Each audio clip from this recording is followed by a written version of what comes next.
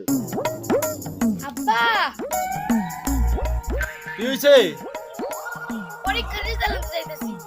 যাইতাছস যা, পরীক্ষা ভালো রেজাল্ট লইবি, আর যদি খারাপ রেজাল্ট হয় বাপ বইলে পরিচয় দিবি না আমারে। কি রে, তোর রেজাল্টের খবর কি?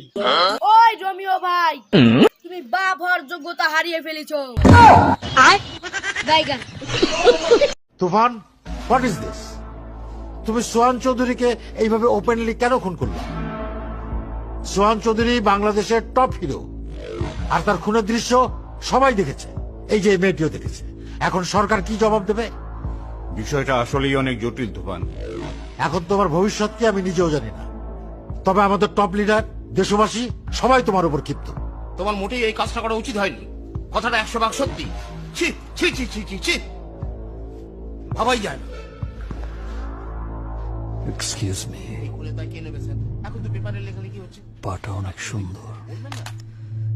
ছি ছি ছি ছি, আমার তো লজ্জা মা।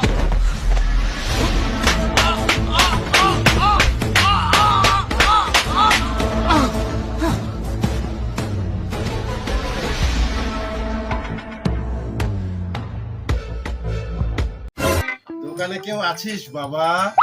বাবা তুমি? ও আচ্ছা দাঁড়াও। দাঁড়া।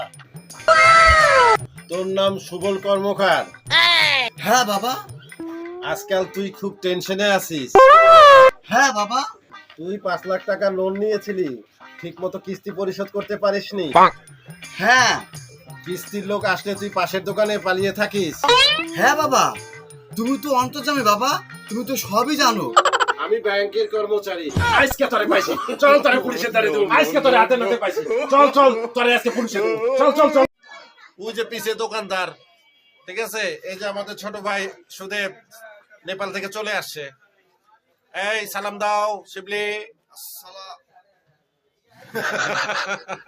আয় আজকা, এই যে এটা আজকে পরীক্ষা দিয়েছে।